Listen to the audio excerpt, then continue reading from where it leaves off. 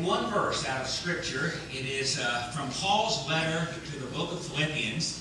It is in chapter 4, verse 4. Many of you know this verse by heart. As soon as I say the first word, you will probably be able to repeat the verse. It simply goes like this. Paul says, "Rejoice in the Lord always.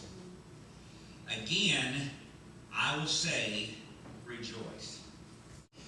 I think of all the spiritual disciplines that we can go through, whether it be prayer, Bible reading, Bible study, one of the disciplines that I think we probably practice the least is that of learning to be joyful, learning to rejoice. In fact, the Bible tells us here that the Greek language tells us that the idea of rejoicing is not an option. It is a command. But over the years, I think some of us become so obsessed, if you will, with self, that we forget to learn to laugh at things and to be joyful. And then too, I think we have forgotten God's capacity for joy. We have a loving God, but we have a God that has a sense of humor. And as you go through the New Testament and you read many of the stories that Jesus told, there's a sense of humor about those various stories. And sometimes we have to be quite creative to be joyful. I came several weeks ago across a little article, a little letter that I want to share with you in just a moment, but I want to give you maybe just 3 or 4 things that I think can help us become more joyful as a people of God. And the first of those things is that we have to understand that learning to be joyful is a learned skill. It is a learned skill. Now, some of us may be joy impaired. I'm not sure. And joy just doesn't come all that easy for some of us. And learning to be joyful is a whole lot like learning to ride a bike. When you fall off, you get back on and try it again until you finally get to the place where you can do that. Recently, a father, and I thought this was rather creative, set down some rules that he wanted to give to all the boys who dated his daughter.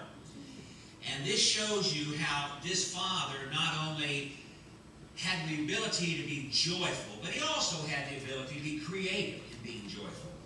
And this is simply called 10 rules for dating my daughter. Rule number 1, if you pull into my driveway and honk, you better be delivering a package because you're sure not picking anything up. Number 2, you do not touch my daughter in front of me.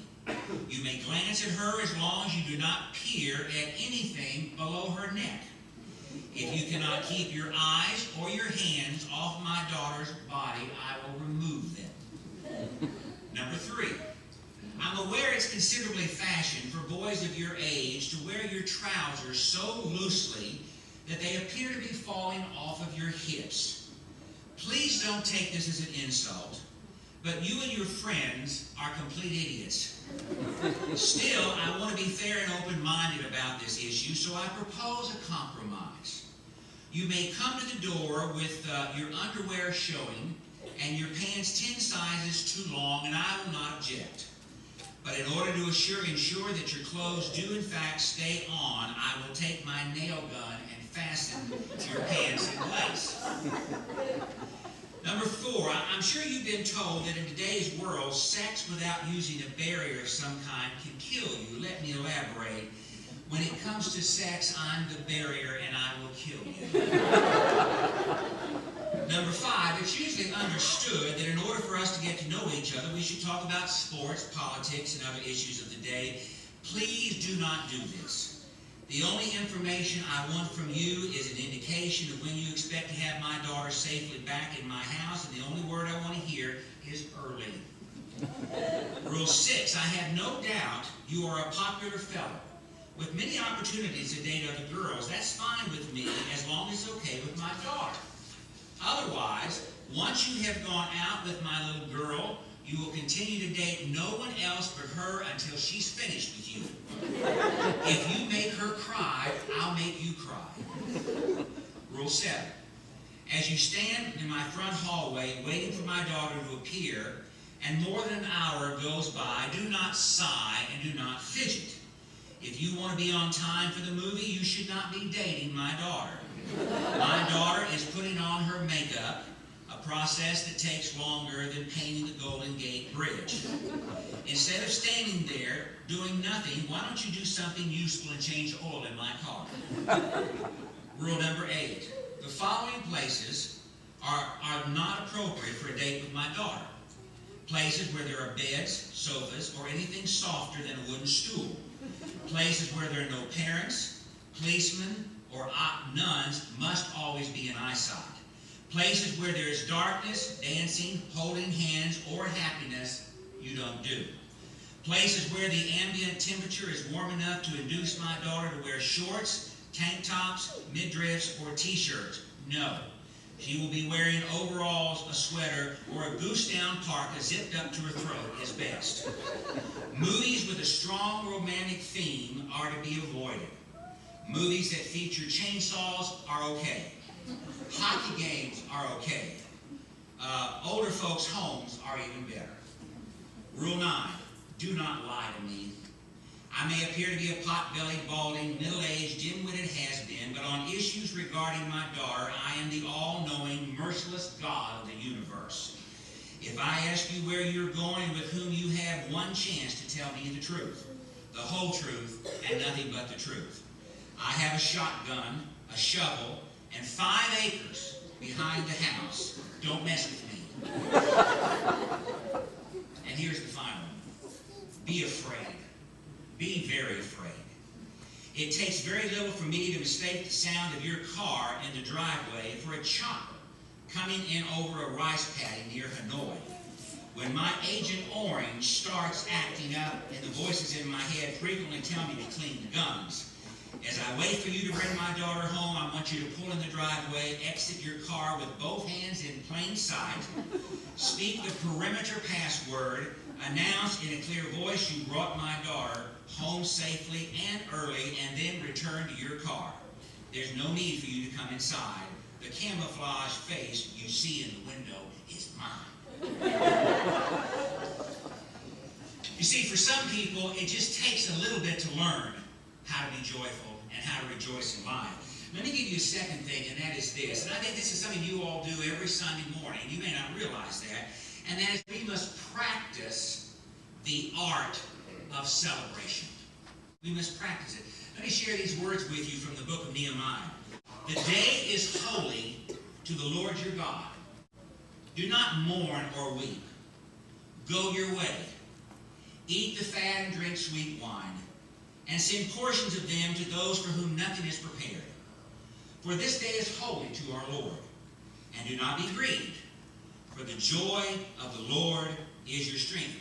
All the Old Testament, you will recall all these different festivals and these different feasts that they were having. And they were all designed not only to help people remember things that had happened through their ancestors in the past, but it was a way of also helping them to practice being joyful, to practice celebration. And that's what we're about. Now, celebration generally involves engaging ourselves in activities that bring pleasure. Gathering with those that we love for fellowship and food and fun. Really what celebrating is it is learning to take delight early in the many wonderful gifts that God has given to us. Now, let me also suggest a third thing to you this morning, and that is this, that it will be helpful if we can procure a joy mentor. In other words, one of the best ways to learn to be joyful is to be around people who are always joyful.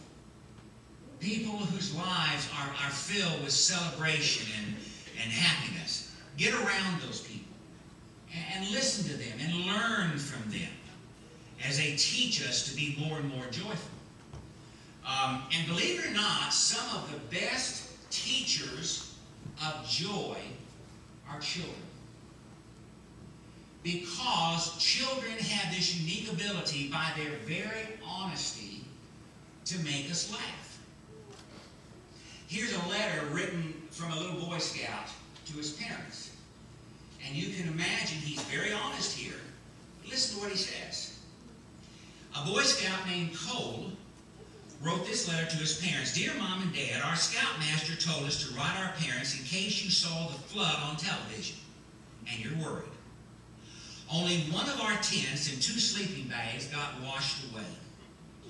Luckily, none of us got drowned because we were all up in the mountains looking for Chad when it happened. Oh yes, please call Chad's mother and tell her he's okay. He can't ride because of the cast. I got to ride in one of the rescue jeeps. It was really neat. We would never have found him in the dark if it weren't for the lightning. Our Scoutmaster, Walt, got really mad at Chad for going on a hike without telling anybody. Chad said he did tell him, but it was during the fire and he probably didn't hear him. Mom and Dad, did you know that if you put gas on a fire, it will blow up? The wet wood did not burn up, but one of the tents did. Dave is going to look kind of weird until his hair grows back. We'll all be home on Saturday as Scoutmaster Walt gets his car fixed. It wasn't his fault about the wreck, Mom and Dad. The brakes worked okay when we left. Scoutmaster Walt said that's just how it is sometimes with an old car. You expect something to break. That's probably why he can't get insurance for his car. We think it's a neat car. He doesn't care if we get it dirty. Sometimes he even lets us ride on the fender. We just take turns, but it gets pretty hot with 10 people in the car. So he lets us take turns riding on the trailer until a highway patrolman stopped and talked to us. Scoutmaster Walt is really a neat guy. He's also a good driver. In fact, he's teaching Carrie to drive on the mountain roads where there isn't any traffic. Did you know that you don't even need guardrails on roads where they don't have much traffic? All we ever see up there is logging trucks. This morning, all the guys were diving off the rocks and swimming out in the lake, and Scoutmaster Walt wouldn't let me because I couldn't swim, and Chad because he was afraid he would sink because of the cast he was wearing. So he let us take the canoe on the lake together. It was so great. You could see some of the trees under the water from the flood. Now, Scoutmaster Walt, he isn't crabby like some of the other Scoutmasters. He didn't even get mad about our losing our life jackets. He has spent a lot of time working on that old car, so we're trying not to cause him any trouble. Guess what, Mom? We all passed our first aid merit badges. When Dave drove in the lake and cut his arm, we had to get out and get a tourniquet and learn how to do a tourniquet by watching Scoutmaster Walt. And I threw up, but Scoutmaster Walt said it was probably from the food poisoning that was left over in the old chicken. He said they used to get away with that food that they had in prison. I'm so glad he got out because he's my Scoutmaster. He said he sure figured out how to get things done better while he was doing time. I have to go now, Mom and Dad. We're going in town to mail our letters and to buy bullets. Don't worry about anything. We're all fine. Love, Cole. Do you see what a child can teach you? Just by being honest. And they're the best kind of teachers that I think we have. And sometimes, because they're so honest, they will say some of the craziest things, and you just can't help but laugh. One last thing I want to share with you, and that's this. We must learn to proclaim what should be celebrated, even when things go wrong. That's a lot harder to do than what you think. Some of you maybe have been watching television the last few days, and you have been reading the story about a young lady who they think has drowned at Percy Priest Lake. Her name is Donna Nelson, and what we believe is her probable death has hit our church very closely because she's a member of our church. And her parents are members of our church. She was one of our Sunday school teachers. And no one really knows what happened, and they're not sure. But last night we had a dinner for all the family, and as I watched especially her parents, you could sense that even though there was pain in their life, they knew she was with God wherever she was. And there was a sense of joy in their lives because they knew even though her body might be lost, her soul was with God. And somehow or the other, in the midst of all that tragedy, in the horror of it all, they have learned to find some way to celebrate her life, even when things did not go like she wanted them to go. So we have to learn to proclaim or to celebrate the things around us, even when things don't go the way we want them to go. I don't know how many of you here have read anything by Robert Fulghum. He wrote a book a few years ago called It Was on Fire When I Laid It Down. And he tells this story about a wedding that was on an epic scale that was designed by an unhinged character known only as M.O.T.B., Mother of the Bride. There was this 18-piece brass and wind ensemble to gift registries spreading across most of the continental United States, to 24 bridesmaids, groomsmen, flower petal throwers, and ring bearers. Everything fell in place until that climactic moment at the procession. And then he writes this: "Ah, the bride. She had been dressed for hours, if not days. No adrenaline was left in her body. Left alone with her father in the reception hall of the church while the march of the maidens went on and all, she had walked along the tables laden with gourmet cookies and absent-mindedly sampled first the little pink and yellow and green mints. Then she picked through the silver bowls of mixed nuts and ate the pecans, followed by a cheese ball here or there, some black olives, a handful of glazed almonds, a little sausage with a frilly toothpick stuck in it, a couple of shrimp blanketed in bacon, and a cracker pile with liver pate.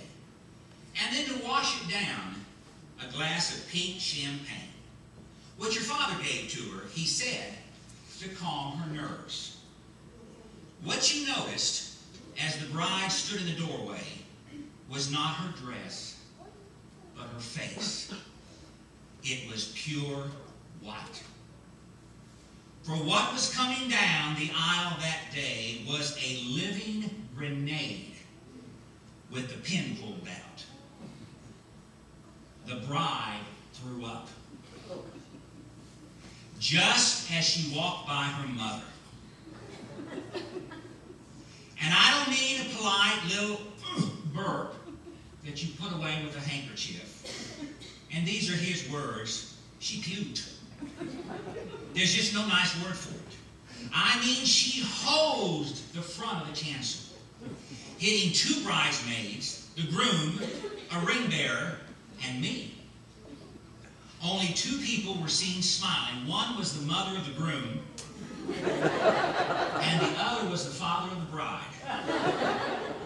They pulled themselves together for a much quieter wedding than the reception hall, and everybody cried, as they're supposed to do at weddings, mostly because the groom held the bride in his arms through the whole ceremony. And no groom ever kissed his bride more tenderly than he. Now, catch this. 3 years later, a party was held to celebrate that disaster.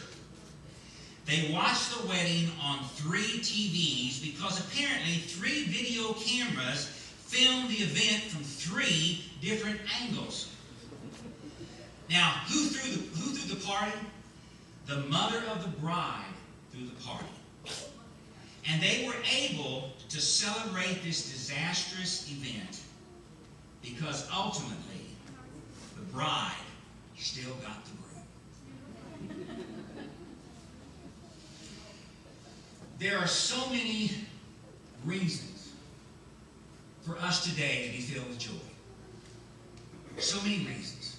And I realize that not all life is joy-filled. Sometimes there is sorrow, because the honest truth is bad things happen to good people. But notice that Paul was very adamant. He said, rejoice, rejoice, even sometimes in the midst of tragedy. Now, I don't know where you are today on a level of 1 to 10, with 10 being the highest about being joy-filled. But I would encourage you today to start finding ways to fill your life with more joy. Enjoy celebrations. Find that joy mentor. Learn to make something good out of something bad. And learn that becoming joy-filled, remember, it is a learned skill. And every time you fall off, just get right back on again and keep learning and learning and learning to be joyful. And I might add, and I'm glad to see this, it's okay even to have fun in church. You're allowed to laugh. You're allowed to have joy. You're allowed to rejoice. Because if our Lord Jesus Christ could do that, then why in the world